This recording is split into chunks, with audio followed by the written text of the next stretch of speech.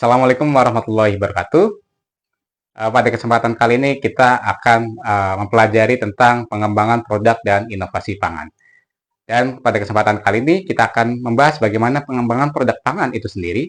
Dalam hal ini adalah pangan fungsional yang berbasis untuk pencegahan penyakit degeneratif. Seperti yang kita ketahui, penyakit degeneratif ini adalah salah satu penyakit yang saat ini menjadi sebuah ancaman secara tidak langsung yang disebabkan karena lebih banyak yang disebabkan karena pola hidup, pola makan, ya, dan hal tersebut ternyata menimbulkan banyak efek negatif bagi kesehatan. Penyakit degeneratif, hal ini lebih rentan dialami pada usia dewasa, bisa dikarenakan karena stres yang lebih tinggi, kemudian pola makan dan pola hidup yang tidak seimbang selama bertahun-tahun, sehingga hal ini terus menumpuk kemudian menjadi salah satu faktor penyebab terjadinya penyakit degeneratif. Pintu komplikasi penyakit lain menyerang organ, yaitu sebagai jantung, ginjal, dan mata. Hal ini, ketika seseorang menderita penyakit degeneratif, hal ini menjadi pembuka untuk penyakit komplikasi lain yang bisa disebabkan karena adanya penyakit degeneratif. Seperti yang tadi saya sampaikan, bisa terjadi penyakit sebagai sumber dari penyakit jantung, ginjal, ataupun mata. Hal ini setelah kita ketahui bersama, setelah kita melewati fase yang cukup kritis pada saat kita COVID, ternyata hal ini ketika penyakit-penyakit tersebut juga bisa menjadi sebuah komorbid pada saat COVID kemarin. Karena dengan adanya komorbid di sini, dia akan mempercepat kerusakan sistem tubuh dan beresiko kematian. Sehingga dari latar belakang ini tentunya adalah perlu adanya pendekatan, perlu adanya intervensi suatu produk pangan untuk segala usia, termasuk remaja atau anak-anak untuk mencegah penyakit degeneratif sejak awal. Atau di sini bisa berbasis dengan plant-based dari nabati. Oke. Dan selanjutnya, dan ini adalah kita akan belajar bagaimana sih konsep pengembangan produk atau konsep pengembangan produk pangan. Seperti yang tadi saya sampaikan, intervensi atau pengembangan produk pangan ini juga harus didasarkan atau dilatar belakangi bisa berdasarkan umur dan juga tingkat kepentingan. Tentunya ketika inovasi produk digunakan untuk pendekatan produk bayi, kemudian produk untuk dewasa atau remaja atau manula, tentunya pendekatan dari intervensi produk itu sendiri akan berbeda. Tergantung dengan kebutuhan dari masing-masing tahapan usia. Contoh, misalnya adalah pada produk pengembangan produk pada bayi. Tentunya hal ini akan berfokus bagaimana produk tersebut dapat mengintervensi dari fungsi dari otak itu sendiri.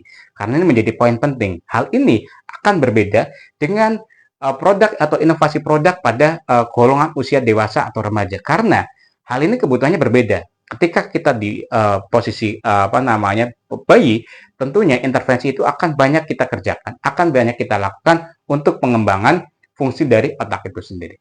Kalau misalkan di usia selanjutnya, kita bicara di usia dewasa atau remaja, pendekatan dari inovasi produk itu nantinya akan berfokus bagaimana cara meningkatkan imunitas, kemudian fungsi dari esensial dari produk itu sendiri. Karena kebutuhan ketika usia-usia produktif adalah bagaimana kita bisa mempertahankan imunitas kita biar lebih baik.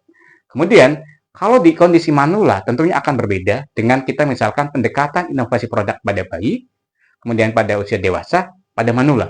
Pada manula apa yang dibutuhkan? Tentunya adalah berkaitan dengan fungsi metabolisme agar bisa selalu terjaga. Sehingga perlu adanya intervensi produk pangan agar memastikan fungsi metabolisme pada usia-usia manula atau usia-usia rentan itu bisa tetap terjaga dan bisa berfungsi dengan baik. Oke? Ini akan saya sajikan bagaimana sih konsep pengembangan produk pangan yang mungkin boleh kita lihat dari perspektif masa kritis kemarin, yaitu kondisi pandemi. Kemudian ketika kondisi pandemi itu nanti akan berkembang pangan fungsional. Kemudian pangan fungsional nantinya adalah yang nanti akan kita kembangkan berdasarkan bahan baku lokal. Pada saat kondisi pandemi, kecenderungan terjadi beberapa perubahan kecenderungan. Yang pertama adalah aktivitas fisik yang menurun, ya, karena sangat terbatas kondisi kita di luar sehingga aktivitas fisik itu akan menurun. Kemudian waktu luang yang meningkat, ya, ketika waktu luang meningkat ini tidak dikondisikan atau tidak digunakan dengan baik, tentunya nanti akan banyak merubah bagaimana kita pola hidup kita akan berubah, pola makan kita akan berubah, dan juga pola konsumsi yang mungkin akan berubah juga seperti itu. Kemudian dari masalah ekonomi tentunya adalah Bagaimana kita bisa memenuhkan pada saat kondisi pandemi kemarin, bagaimana kecukupan gizi bisa kita tetap bisa penuhi ketika masalah ekonomi kita terjadi. Karena sangat penting akan berdampak ketika masalah ekonomi itu terjadi, nantinya akan berdampak bagaimana cara kecukupan, bagaimana cara kita mencukupi dari gizi itu sendiri. Hasilnya, yang pertama adalah ketika kondisi pandemi kemarin, hasilnya adalah pertama, ada perubahan pola konsumsi akibat pandemi, yaitu adalah potensi peningkatan berat badan ya atau malah kekurangan zat gizi atau malnutrisi. Konsumsi gizi yang salah karena pertama penambahan berat badan otomatis karena misalkan kemarin kita jarang bisa beraktivitas fisik, atau yang kedua bisa malah mengakibatkan tentang malnutrisi karena apa? Kondisi ekonomi kita yang menurun ketika pandemi kemarin. Yang kedua adalah hasil dari kemarin kondisi pandemi adalah muncul ghost kitchen ya dan inovasi makanan siap saji. Jadi ketika kita bisa memanfaatkan waktu kita, ketika pandemi kemarin kita tidak bisa beraktivitas di luar, ada beberapa kelompok atau beberapa orang yang bisa memanfaatkan hal itu sebagai bentuk kreativitas. Sehingga banyak muncul inovasi-inovasi makanan yang siap saji yang berasal dari dapur kita sendiri. Kemudian, ketika kondisi pandemi kemarin, otomatis pola hidup sudah berubah, bagaimana kita menciptakan, bagaimana kita menjaga kesehatan kita. Dan salah satunya adalah bagaimana kita menjaga kesehatan kita lewat makanan atau lewat apa yang kita harus konsumsi. Salah satunya adalah pengembangan pangan fungsional yang aman dan bermanfaat untuk sistem imun.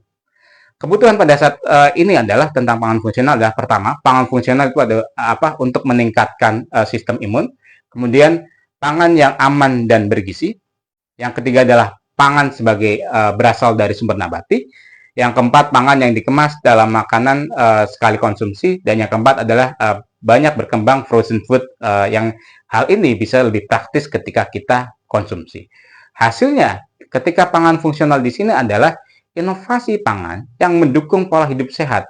Yaitu yang pertama, zat gizi yang tercukupi, kemudian murah, mudah diperoleh dan diolah secara aman, sesuai segmentasi pasar, apakah itu untuk anak-anak, dewasa, ataupun untuk manula.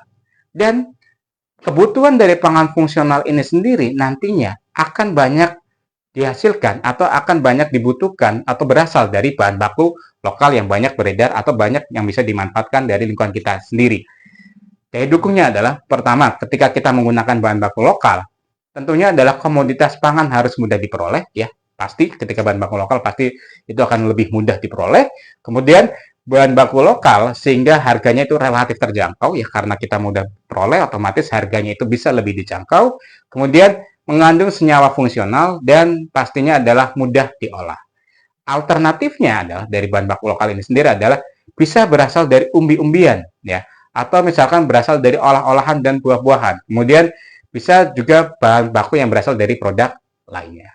Jadi itulah latar belakang mengenai kenapa sih kita inovasi produk pangan itu harus selalu kita laksanakan.